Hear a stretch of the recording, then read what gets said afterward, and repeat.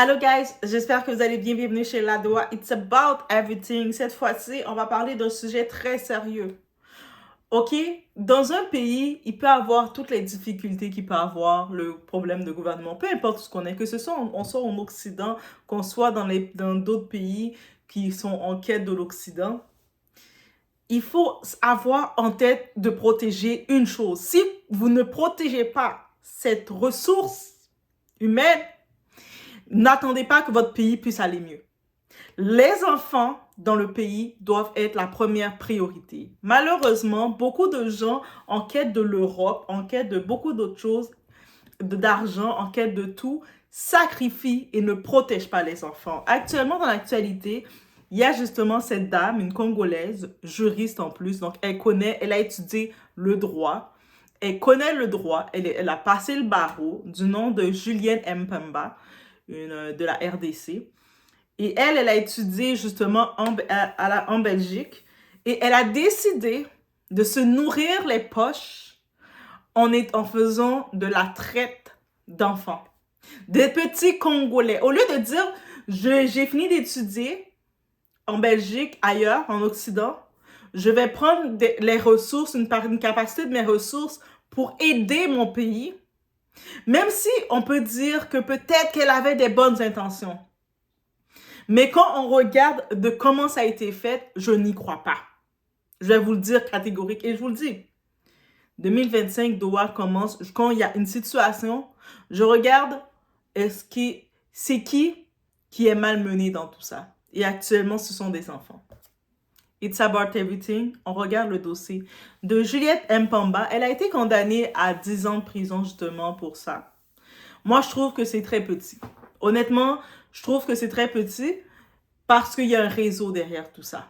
Elle, mais pour pouvoir faire cette transaction depuis près de plusieurs années que ça se fait, c'est très petit. On regarde le tout ensemble.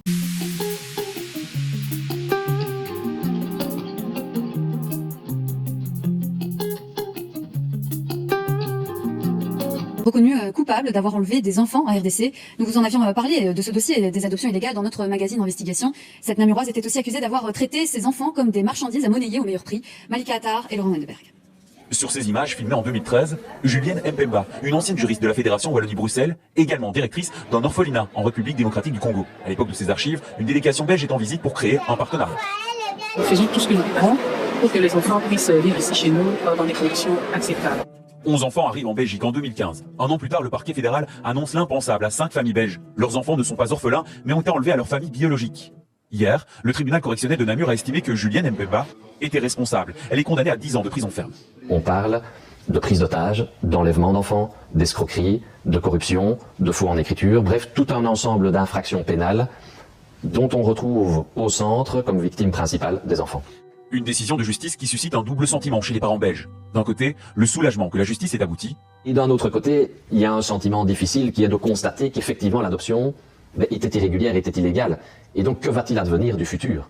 Ça reste une question ouverte, même si le bon sens commande de dire que pour un enfant qui a vécu en définitive toute sa vie ici en Belgique dans une famille aimante, il serait difficile à concevoir qu'on puisse à nouveau déraciner cet enfant. Nous avons tenté d'entrer en contact avec les avocats de Julienne Mpemba, sans succès aujourd'hui. Elle a été arrêtée à l'issue de l'audience, elle a fait savoir qu'elle ira en appel. Je vois que ça a quand même eu lieu depuis en 2024, donc en octobre, ça a eu lieu quand même depuis en octobre 2024. Mais le dossier est déjà, elle a fait ses activités depuis 2012-2013, donc elle est dans le milieu. En tant que telle, elle a utilisé sa façade de orphelinat. Donc, orphelinat Tumaini, une petite orphelinat qu'elle fait au Congo, qui est dit, mais j'ai tellement reçu, Dieu m'a tellement donné que je vais faire des bénédictions. Et elle reçoit les enfants pour les envoyer à l'école. Sur la façade, tout est beau. On va dire, mais let's go, Julienne, continue ma très chère, c'est ça qu'il faut faire. Par contre, derrière le tout, de quoi qu'on l'accuse, d'avoir enlevé les enfants de la RDC pour les faire adopter en Belgique. Et comment elle s'est fait prendre dans ce plan-là, il faut comprendre qu'il y a certains de ces enfants qui, techniquement, ils venaient dans une adoption comme n'ont pas qui sont orphelins complètement, et il n'y a personne, aucun adulte dans leur famille qui peuvent les prendre en charge. Mais en vrai, ces enfants-là, quand ils commençaient à grandir, à se développer en Belgique, dans leur nouvelle famille, où on dit Belgique, ça peut être un peu partout en Occident, ils commençaient à parler de leur famille. Mais moi, j'ai ma tata, j'ai mon tonton, j'ai grand-papa, j'ai grand-maman, j'ai maman même, j'ai papa, j'ai mon frère, j'ai ma soeur. Ils commençaient à parler de leur famille. Et les familles qui les avaient adoptés, ils se disaient, je suis supposée avoir avec moi un orphelin. J'ai donné la vie, j'ai pris à ma charge quelqu'un qui n'avait pas ces possibilités, mais j'entends cet enfant me parler de sa famille, qu'ils avaient l'habitude de manger du poulet comme ça. Il commence à me parler là, de sa famille. Les souvenirs restent les souvenirs. Et ça a commencé, j'imagine, depuis le temps qu'elle faisait ces activités. Les enfants grandissent, ils parlent, ils commencent à sortir. Parce que comme je vous ai dit, peu importe l'action que vous faites, la vérité finit toujours par venir au moment que vous ne vous y attendez pas. Et on peut imaginer l'argent qu'elle a fait en faisant cette transaction. On sait que quand il s'agit d'adoption, s'il y a des gens peut-être qui veulent témoigner, qui ont des témoignages, n'hésitez pas, vous pouvez m'envoyer des témoignages. On pourrait faire un live, c'est un live pour parler de tout ça.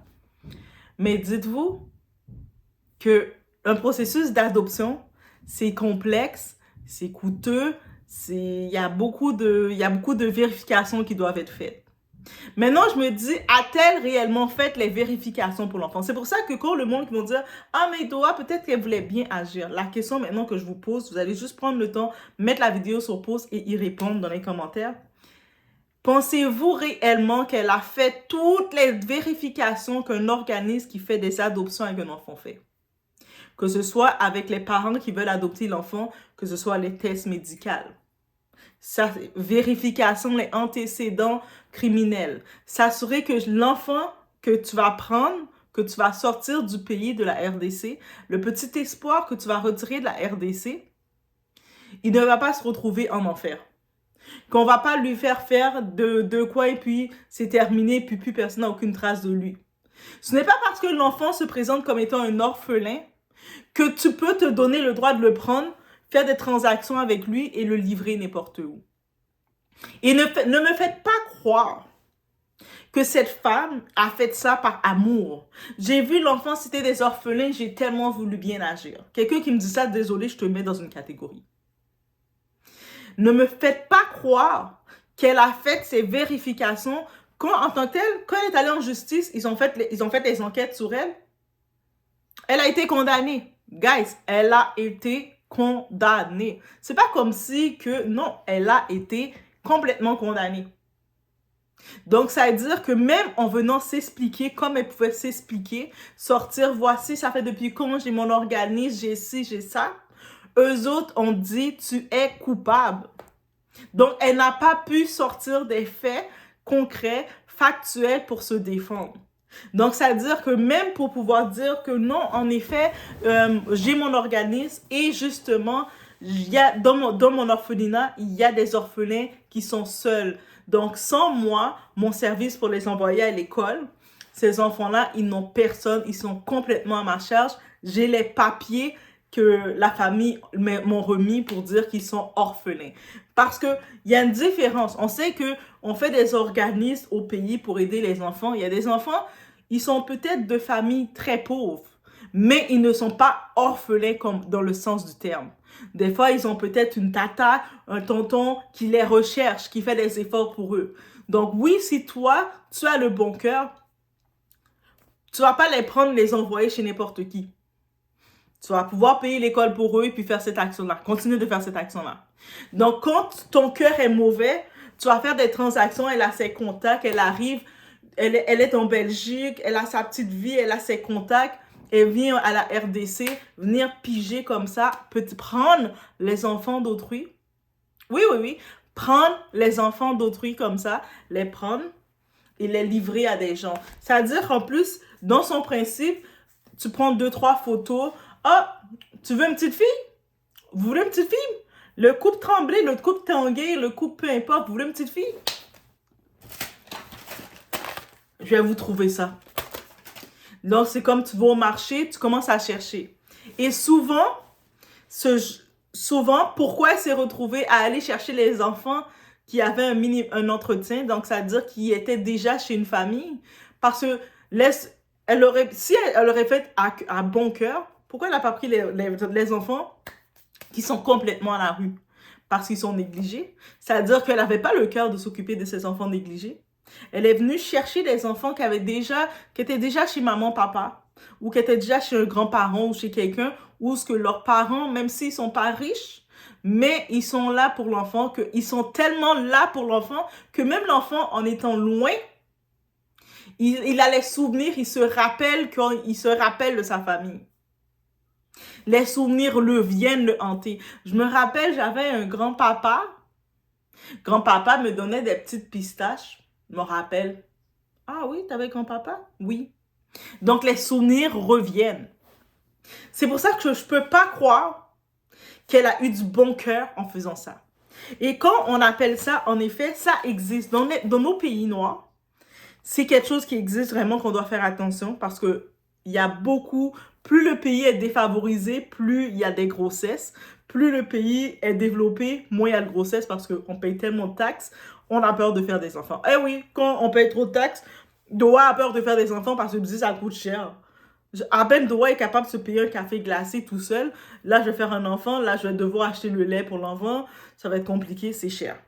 Mais j'ai regardé, en Afrique de l'Ouest, à 60%, les victimes de traite sont des enfants. Et comment c'est pris souvent, les tactiques pour les personnes qui vont faire ça, les criminels même, je vais dire, ils utilisent la tromperie, les menaces pour garder le contrôle et un peu de tout. Ils arrivent aussi dans le foyer, ils arrivent dans une maison où la cousine, la voisine elle est rendue à son 8e enfant. C'est peut-être difficile, elle arrive difficilement, mais toutes ses 8 enfants sont dans la maison. Et là, elle vient elle est enceinte encore de son 9e enfant. Et là, toi, tu regardes ses enfants, la petite voisine qui a presque 9 enfants, ses enfants sont tous adorables, leurs petites faces joufflues, ils sont en train de manger leur petit riz avec la cannelle, bref, ils se débrouillent chez maman. Et toi, tu arrives avec ton arrogance de la Belgique, tu as du pouvoir, tu as tes contacts, parce que oui, bien entendu, c'est très ficelé son histoire. Elle a des contacts avec des ministres, avec des gens pour passer la douane, passer le tout, prendre les papiers, faire les passeports, le tout pour les enfants, les amener au côté médical, voir leur santé. Ok, voici, je vous ai livré l'enfant. Donc là, on n'appelle pas ça une adoption, mais on appelle ça un achat d'enfant. Et c'est pour ça que les organismes et le système veulent prévenir. Une adoption, ce n'est pas un achat d'enfant. On n'achète pas un autre humain. Je sais pas, en plus, il y a beaucoup de monde qui me choque. Ils pensent tellement qu'un enfant, c'est juste un objet, c'est leur accessoire. Ils traitent l'enfant comme ils veulent. Il y en a même des fois qui pensaient que, j'entendais un moment, j'étais choquée, ils ne savaient pas qu'un enfant de 2-3 ans pouvait avoir des émotions et avoir une mémoire pour se rappeler des événements, des paroles qu'on pouvait lui dire. Alors que quand on a fait le cours biologie, ceux qui sont été à l'école, qui ont fait le cours de biologie, on sait que l'enfant, dès qu'on est en fœtus, il commence à avoir ses petits nerfs, il commence à sentir toutes les émotions. Donc, si, étant fœtus, l'enfant commence à sentir ses émotions, comment un enfant de 2-3 ans n'a pas la capacité, quand quelqu'un lui parle, il lui dit des paroles, lui dit de quoi ça va pas être dans son tout. Mais beaucoup de gens afro surtout, je vais le dire, je le pointe du doigt, parce que j'avais vu ça. Oui, c'est sur une chaîne de Kabibi, oui. Qui avait dit, elle était étonnée qu'un enfant de 2-3 ans pouvait avoir des émotions. Moi, j'étais étonnée même d'entendre une déclaration comme ça. J'ai dit, mais le cours de biologie, est-ce que c'est juste moi qui assistais? En vrai, dans mon cours de biologie, j'étais tout seul. Juste moi, j'ai assisté à l'école. J'étais à l'école, j'étais tout seul dans mon cours. J'étais en train de faire des dessins, des petits cœurs dans mes cahiers, tout seul. Parce que je me disais, impossible. Ça, c'est cours de biologie secondaire. Je parle même pas le cours de biologie avancé, là, université, là. Je parle cours de biologie secondaire que tous ceux qui ont eu, je sais que c'est pas tout le monde qui a pu avoir la possibilité de poursuivre ces écoles, mais je me dis, Même biologie primaire, ils t'apprennent un peu, rendu vers 6e, 5e année primaire, on t'apprend un peu sur le corps, sur le développement, sur sur tout ça. Les émotions. Mais je me dis, il y en a qui l'ont passé. Qui ont passé les émotions, ils l'ont passé dans un autre niveau. Et là, ça m'a tellement choqué cette histoire-là, de toute cette histoire-là. Quand j'ai vu ça, je me suis dit, j'ai été obligée d'aller essayer de regarder le cas de cette femme-là pour voir et puis me dire que il y a beaucoup de personnes comme Julienne qui font ça. Ils font des organismes. Ils arrivent en Occident, soit qu'ils sont en Belgique, en France, soit qu'ils sont aux États-Unis, au Canada, ils sont dans les pays, en Angleterre. Ils ont une belle vie, ils ont leur grosse maison, et puis ils ont leur grosse auto, ils achètent leur marque, ils dépensent beaucoup d'argent côté matériel. Donc, leur argent, techniquement, ne suffit pas à vivre leur mode de vie. Donc, ils cherchent des arnaques, ils cherchent des arnaques, ou ils cherchent des façons de faire un peu plus d'argent. Et puis, comment on va faire ça? Ils peuvent pas créer des cagnottes parce qu'ils ont montré une mode de vie qu'ils étaient des grandes dames, des grands messieurs. Donc, ils viennent créer des fausses associations, des fausses organismes, des faux orphelinats, avec des intentions de soit, quand ils font l'association qu'ils font, le gouvernement d'un pays, quand tu fais un organisme pour aider le monde, ils te donnent une petite subvention, mais eux autres, ils contournent tout l'argent pour l'amener pour eux. Bien entendu. Il faut l'ajouter. Au-delà de ça, ils se retrouvent avec les gens qui sont en situation d'aide. Ben, qu'est-ce qu'ils décident de faire à ces gens-là? De les malmener. Et ça me frustre tellement. Ça, c'est le côté qui me frustre tellement. Et c'est pour ça que maintenant, comme des personnes comme vous et moi, on veut faire des dons. Peut-être on s'est dit, j'ai eu des bénédictions là, je viens d'avoir une belle promotion, je viens d'avoir telle belle nouvelle. J'ai envie de faire un don, j'ai envie de semer, parce que c'est comme ça qu'on fait des offrandes. On sème dans des organismes, on sème à d'autres. Et là, on commence à regarder vers quel organisme que je vais pouvoir semer, ou comme ça. Et là, on tombe sur ces organismes clandestins, ces faux organismes, façades. Et eux autres, mais tu sais, nous, on les donne, on les nourrit pour qu'ils puissent se payer leur première classe, ils puissent faire leur vie et puis malmener le tout. Et en plus déjà, ils reçoivent des subventions par personne, par enfant qu'ils aident, parce que le gouvernement, il sait que oui, il doit aider les enfants qui n'ont pas de ressources dans leur pays. Donc, ils reçoivent des subventions. Au-delà de ça, ils cherchent comment je peux encore plus faire de l'argent sur ce dos. Et là, elle s'est dit, mais ma bonne idée que je vais faire des transactions pour vendre les petits enfants, l'espoir du Congo, le vendre comme ça aux gens. Moi, ma question maintenant que je pose, est-ce que cette dame, cette Julienne, ou n'importe qui fait ça, est-ce qu'elle a fait les tests médicaux des futurs parents?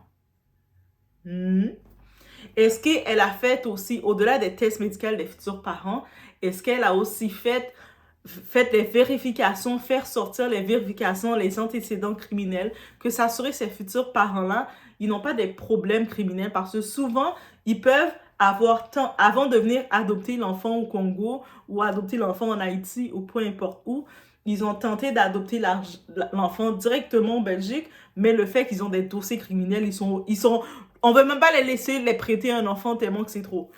Donc, c'est pour ça qu'ils vont essayer de chercher la facilité. Donc, est-ce que vous avez vérifié leurs antécédents? S'assurer que, c'est pas juste aller à la Belgique. Le monde qui pense que c'est juste aller en Occident, c'est la vie. Non, il faut y aller dans les bons termes. Quand tu fais le petit enfant qui est un espoir, qui peut devenir peut-être le futur président de ton pays, qui peut peut-être devenir le futur révolutionnaire du pays, tu le prends, tu l'envoies là, tu l'envoies à l'abattoir comme ça, mais c'est quoi que tu fais? Après, tu t'étonnes que ton pays ne va pas bien? Déjà, c'est ça. Au-delà de ça, même lors des adoptions, au-delà de vérifier le côté médical, au-delà de vérifier le côté financier aussi, s'assurer que tu n'es pas quelqu'un endetté, plein de dettes, et puis tu arrives, tu prends l'enfant, ou comment tu vas le nourrir. Ici, déjà, ok, tu peux faire un enfant biologiquement, et puis là, tu te retrouves, t'es endetté, mais tu as déjà fait l'enfant, mais tu vas aller Tu es déjà endetté, tu as plein de problèmes financiers, tu vas aller prendre l'enfant pourquoi? Pour que le gouvernement puisse s'en occuper? Il vérifie ça aussi. Il vérifie aussi maintenant, au-delà de tout ça, il vérifie le dossier criminel. Il vérifie même ton entourage. Et oui, il commence à regarder ton entourage pour voir c'est qui ton entourage. Si par exemple dans ton entourage, tu as quelqu'un qui est sur la liste de prédateurs, et puis cette personne-là, par exemple, c'est ton grand-père, c'est ton frère, c'est quelqu'un qui est proche de toi, qui a accès à toi, il habite à une maison de chez toi, ou même il habite chez toi. Mais comment, dans l'adoption, on va pouvoir prendre un petit enfant innocent, un petit oiseau, un petit innocent, un petit ange, le mettre dans ton entourage. L'enfant arrive là tout innocent et puis on lui fait il arrive déjà d'un pays différent, il doit s'adapter. Au-delà de ça, lors d'une adoption, quand tu vas chercher adopter d'un pays, il y a même la plupart du temps dans les pays, ils font les futurs parents avec la famille comme proche, prendre l'avion, venir en question dans le pays, dans le lieu de l'enfant. C'est-à-dire, là, ça n'a pas été fait. Déjà, on voit qu'il n'y a rien de tout ça qui a été fait. Si peut-être le côté médical, limite, ils l'ont fait pour avoir le passeport, ils l'ont fait. Mais est-ce que tout le reste a été respecté? Si elle a été condamnée, je me permets d'en douter personnellement. Oui, je vous ai dit, je suis là. 2025 doigt est là, est ferme quand il s'agit des enfants. Dès qu'il y a une situation, la première question que je me pose, c'est qui souffre dans tout ça? Ah, mais Doua, elle était une gentille femme, je la connais, c'était ma voisine, je veux pas savoir. Actuellement, qu'est-ce que je constate dans tout ça? Il y a eu une traite qui s'est faite. Elle a été accusée. Ça veut dire qu'en plus, j'aime ça entendre, quand il y a une histoire comme ça, on va voir la communauté noire, vont toujours prendre une position. Ah, les Belges sont méchants, ils l'ont condamné pour rien, parce que vous savez comment ils sont comment ils sont les Belges. Vous avez quitté votre pays, le Congo, vous êtes allé en Belgique pour maintenant dire comment ils sont, mais comment ils sont? Faut me le dire comment ils sont, mais vous êtes chez eux dans leur pays, vous êtes allé à l'école avec eux, vous voyez tout le système d'éducation, vous payez vos taxes avec eux, vous mangez avec eux, vous kiffez votre vie avec eux. Au contraire, vous avez votre titre belge quand vous allez au Congo. Maintenant, comment ils sont? La seule différence, contrairement, mais par exemple, souvent en Afrique, mais je sais qu'il y a des pays qui commencent à devenir à protéger leurs enfants et j'en suis contente, mais beaucoup d'autres, ils sont très lâches, très lâches. Très loose. Ils ferment leurs yeux quand il s'agit ils regardent l'Occident. Ils sont tellement mouillés par l'Occident, ils ferment leurs yeux. Ils font pas leur recherche, leur vigilance, de se dire, attends, moi, si tu veux venir adopter mon petit, je veux m'assurer que tes mœurs et tes valeurs. Je veux m'assurer que le petit enfant, le petit garçon que tu vas prendre dans quelques temps ne va pas devenir une petite fille. Je veux m'assurer que mon petit ange qui est sur mes terres, qui est né sur mes terres, que tu prends, il arrive chez toi, il va pas devenir ta boniche. Il va pas dormir dans une cage. Je veux m'assurer que ce petit enfant, quand il va dormir, il va pas devenir comme l'objet que le monde va l'utiliser à leur guise. Je veux m'assurer que tu prends cet enfant-là, tu le sors de Maman Africa, tu le sors de nos terres. C'est que où est-ce que tu vas le mettre? Que tu vas le mettre à l'école, que tu vas le mettre, tu vas lui donner ses repas, tu vas lui donner aussi l'amour, son attention qu'un enfant doit avoir. C'est-à-dire que l'enfant va être traité en toute équitabilité. Que tu voulais vraiment avoir un enfant, que tu dis, Dieu, donne-moi cet enfant-là, je veux l'adopter pour de vrai. C'est mon enfant maintenant. Et cet enfant-là va t'appeler maman, papa. Et cet enfant-là, tu vas faire le meilleur pour cet enfant. Que dans quelques années, cet enfant-là, si ses opportunités, il devait être un ingénieur, il devient ingénieur. Donc, c'est pour ça que c'est sérieux. Ça, c'est une autre cause qu'on doit dénoncer parce que c'est sérieux.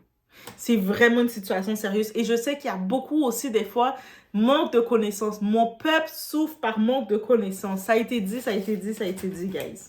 Mon peuple souffre par manque de connaissances. Ça a été dit où? Dans ce livre-là. Mon peuple souffre par manque de connaissances. Je sais qu'il y a beaucoup de parents, ils seront dans la pression. Comme on va voir peut-être une jeune maman qui a plusieurs enfants, une maman, un papa, une famille qui se retrouve en deuil. Ils se retrouvent déjà, on sait que à Kinshasa, à Goma, il y a l'histoire de guerre, il y a toute l'histoire d'insécurité. Des enfants, oui, qui vont se retrouver seuls. Mais est-ce que tu prends cet enfant qui a déjà ces traumatismes, qui a besoin d'un développement, parce que même quand tu fais une vraie adoption, tu prends pas juste l'enfant et puis tu le livres comme ça, là. Tu prends sa photo, voici, tu veux ça, tu veux? Tiens, voici. Non.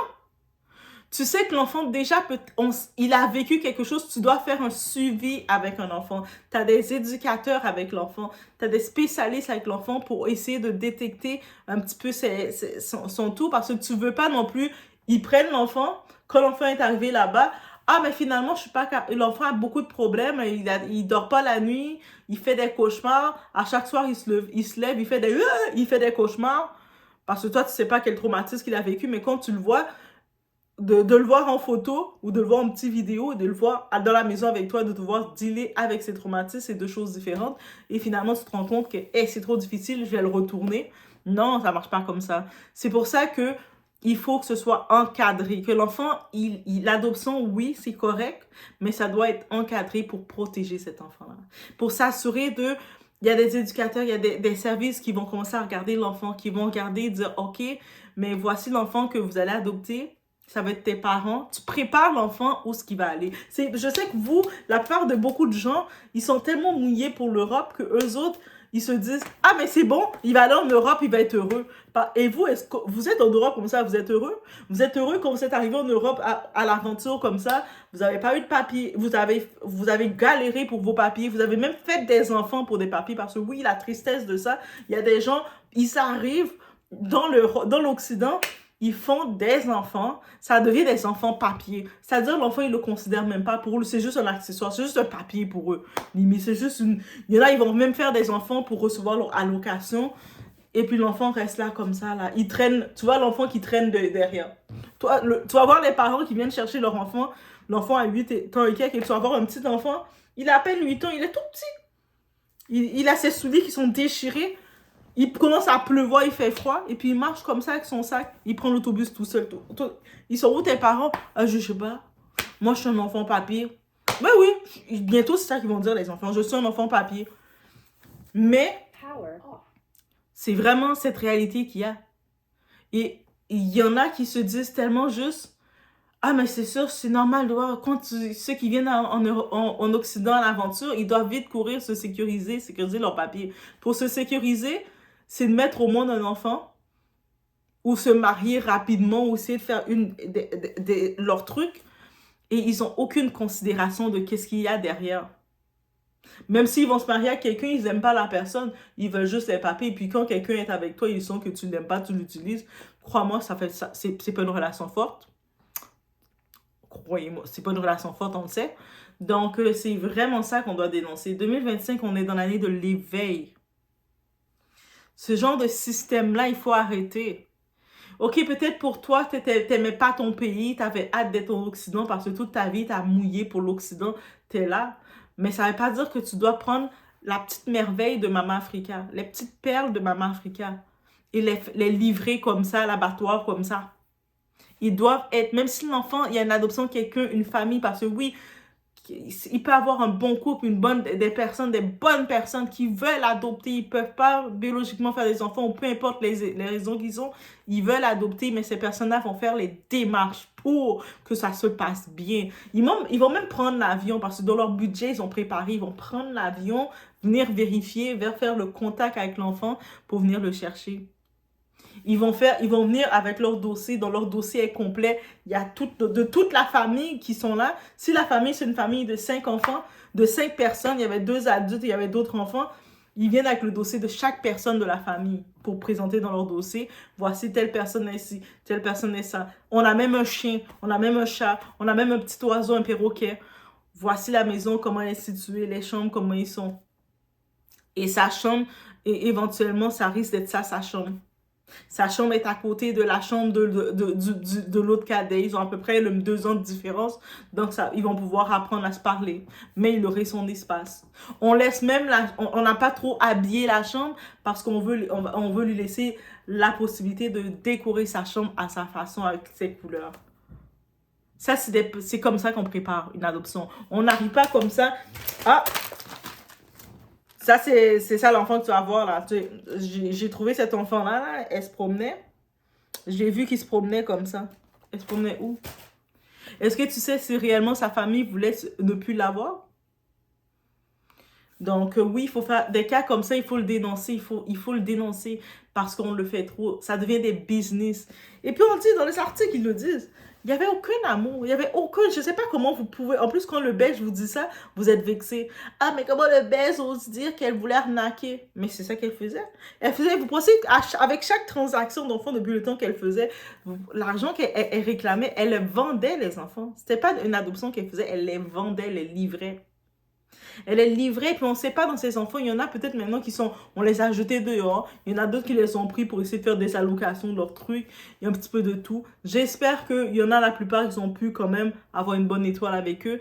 Mais il y a beaucoup de cas comme ça. C'est pas un cas rare. Ce n'est pas un cas rare. C'est-à-dire que même quand vous voyez ça, la madame est telle, la grande tata est telle qui arrive au pays avec ses grosses tasses, ses grandes airs, ses grosses sacoches, ses grandes airs là.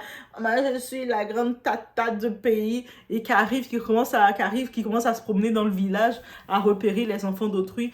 Oh, ta petite fille est bien jolie, hein? Moi, je peux l'amener avec moi. Elle va devenir quelque chose. Donne-moi là. Ils prennent votre petite fille. Et puis après, tu vois votre petite fille commence à se vendre. Elle est finie. Vous n'avez plus de nouvelles de votre petite fille. Vous l'avez juste livrée comme ça. Ah oui, oui, ma fille va être l'espoir de la famille. C'est pas à votre enfant d'être... Moi, déjà, je vous le répète et je vais vous le répéter. Ce n'est pas à vos enfants d'être l'espoir de aucune famille. C'est à vous d'être l'espoir de votre enfant. L'enfant, c'est une petite étoile. Il a sa petite étoile, il est en train de briller, dessiner. Vous l'avez mis au monde, vous avez fait tout ce que vous devez faire comme adulte, vous l'avez mis l'enfant au monde. C'est pas à l'enfant que vous devez livrer l'enfant pour devenir votre espoir. C'est-à-dire l'enfant, vous le mettez comme obligation. Tu vas aller chez grande tata, tu vas aller chez tel et tel en Occident et tu vas nous faire vivre. C'est pas l'enfant de faire vivre toute une famille d'affamés, de paresseux, là. Vous avez trop la facilité d'être paresseux et de compter sur l'enfant pour vous sortir de votre paresse. On arrête ça tout de suite. Oui, on est chez la droite. Doigt, hey, the thing. Doigt dit les choses comme ça. Hey, on aime Doigt, on n'aime pas. Ceux qui aiment Doigt, ils vont juste mettre des petits cœurs mauves. On se comprend. Mais oui, c'est une autre vidéo de sensibilisation. Quand j'ai vu ça arriver, ce cas, la première chose que j'ai faite, comme vous savez, j'ai été rapidement regardée, j'ai compris la situation qui s'est passée. J'ai dit, mais elle est complètement coupable. Et même 10 ans, c'est trop petit. Ils ont été trop gentils. 10 ans, c'est trop petit pour les vies qu'elle a brisées. C'est trop petit. Et c'est pas un exemple assez pour les autres personnes qui font ça. Là, vous dites, oh, mais elle, c'est une femme, elle est gentille, elle a le droit de le faire. Elle a un orphelinat. Mais et derrière, il y a combien d'autres qui font la même chose, qui viennent prendre les enfants disparaissent comme ça. Combien de familles qui sont retrouvées, leur enfant a disparu. Aucune nouvelle. Et puis eux autres, le fait qu'ils n'ont pas de ressources, ils n'ont pas assez d'argent, ils sont juste dans un deuil sans fin, ils ne savent plus où est-ce que l'enfant est. L'enfant a juste disparu. Et c'est quelqu'un, un gros tata, un gros tonton qui est venu, qui a pris l'enfant, qui allait faire ses transactions. Non, il faut dire les choses comme c'est. Non, il faut dire les choses comme c'est. On peut pas juste rester comme ça et se dire que, ah, mais c'est l'Occident. Hey, c'est comme ça que vous mouillez pour l'Occident et puis le pays, là, votre pays, nos pays, sont détruits. On voit les bandits qui sont en train de faire la loi dans nos pays parce que de toute façon, il n'y a plus de ressources. Et là, maintenant, parce que vous ne protégez pas les bébés de Maman Africa, les bébés, les enfants, où est-ce qu'il y a de la vie, il y a de l'espoir, et où est-ce qu'il y a de l'espoir, c'est dans les enfants. Donc, après, on va dire, ah, mais, tu sais, mieux vaut que l'enfant s'en va dans ce trafic-là qu'il reste. C'est quelle logique? Vous savez que des fois, l'enfer que l'enfant vit quand il est parti dans certains foyers, mieux valait qu'il reste chez lui dans cette terre. Moi, je vous le dis ça. Pourquoi de sa terre, on ne peut pas l'aider? Pourquoi de sa terre, vous ne pouvez pas créer? Si chaque personne de la diaspora réellement faisait des vraies aides réelles. C'est-à-dire, tu dis, ah, tu sais quoi? Au lieu d'aller donner dans les fausses façades d'organismes, fais une aide réelle. Tu connais quand même dans ton quartier, tu dis, ce mois-ci, là, j'ai fait un petit surplus. Je vais faire mon offrande. Au lieu d'aller donner à ton pasteur aventurier qui va te faire des rêves bizarres, qui va te chercher un mariage bizarre avec un déséquilibre encore plus bizarre. Non, tu prends l'offrande que tu allais donner dans ton église, dans ton pasteur, tu prends, Tu regardes, tu as quand même quelqu'un dans ta famille qui est au pays, qui est stable, qui a un équilibre, qui est correct, qui n'est pas manipulateur, qui n'est pas voleur. Tu appelles cette personne-là, tu dis, hey, tu sais quoi? Et tu sais quoi, cousin, ou tu sais quoi? J'ai un 200$ pour ce mois-ci. Tu peux me chercher, tu sais, tu peux me préparer. Qu'est-ce qu'on va faire? On va préparer soit, je sais pas, pendant le mois avec le 200$, tu sais, au pays, c'est toujours moins cher. 200$ américains, tu le changes, ça fait quand même beaucoup d'argent. Tu vas faire des épiceries et tout ça.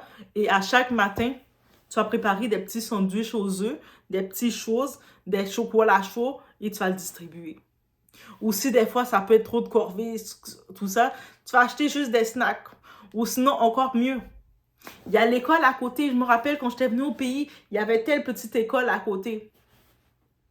Quand tu viens au pays la prochaine fois, tu contactes le directeur de l'école. Je peux avoir tes contacts?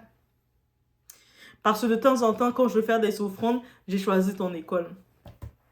Il va te donner les contacts. Et là, quand tu es dans ton pays tranquille et puis tu as envie comme ça, oh, faut que je fasse mon offrande. Tu appelles le directeur de l'école que tu as choisi. Tu sais quoi?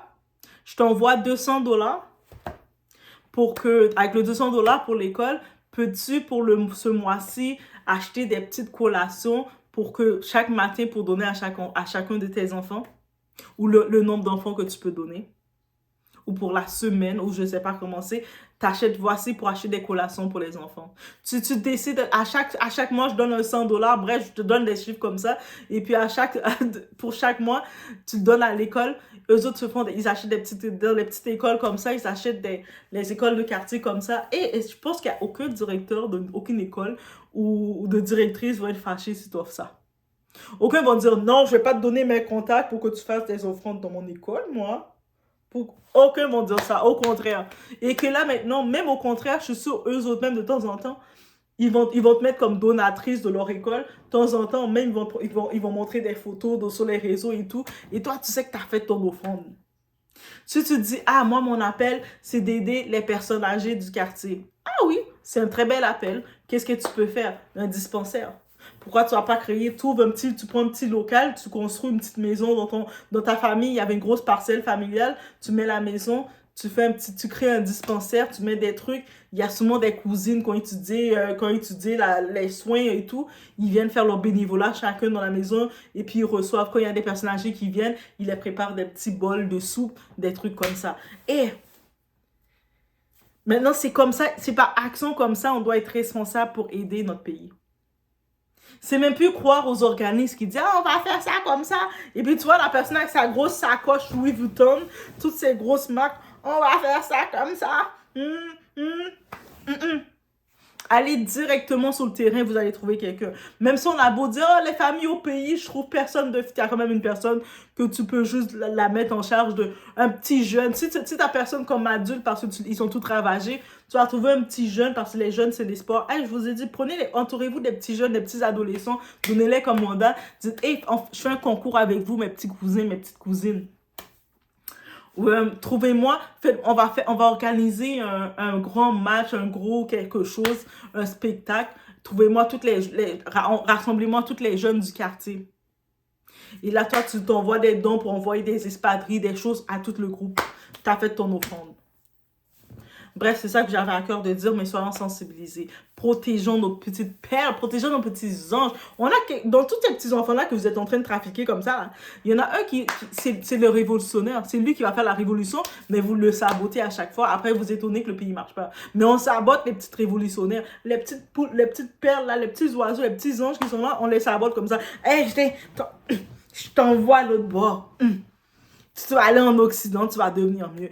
Qui a dit qu'ils vont devenir mieux? Non, la plupart d'entre eux, leur vie tragique qu'ils ont, ils se retrouvent dans la migration, ils se retrouvent perte d'identité parce qu'ils se rendent compte ils se rappellent que leur famille était là, ils ont perdu leur famille, ils doivent tout réapprendre, ils savent même plus où retrouver leur famille, si leur famille sont encore vivantes, si leur famille les aime encore. Ils vivent avec un détachement de leur culture, de leur vie. Ils peuvent même pas être une ressource pour le pays. Au moins, les enfants qui s'en vont, mais qui sont partis dans les bons termes, ils ont encore un point d'attachement pour retourner dans leur pays et puis faire des actions. Mais quand on les a arrachés comme ça, comment ils peuvent le faire? Non, 10 ans, c'était trop petit. 10 ans, pour moi, je trouve que c'était trop petit. Moi, c'est 50 ans, j'aurais dit à chaque... Et puis, 50 ans de prison ferme. Oui, 50 ans de prison ferme. Et j'aurais été une juge, moi. Et puis, en plus, j'aurais fait donner des noms. Donne-moi le nom de ton réseau, parce que c'est sûr qu'elle a un réseau. Je vous laisse sur ce, guys. C'était mon opinion sur le sujet.